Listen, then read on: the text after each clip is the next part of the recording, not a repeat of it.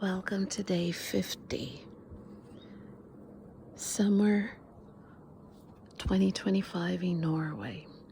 As of now, out of the 50 days, 50, about 14 were days when I could go to the beach and go in the water, swim, when the sun was out, when it wasn't raining or gray. There are still 30-something days left of the calendar summer. But it's been like this every year.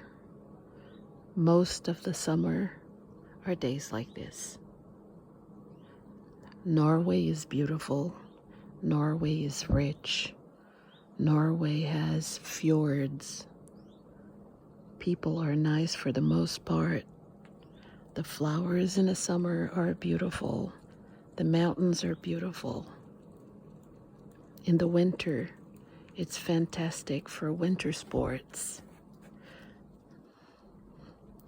It's an amazing country.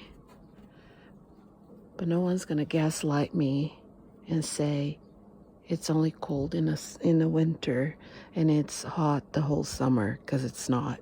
Most of the summer it's like this. It's like 12 degrees right now.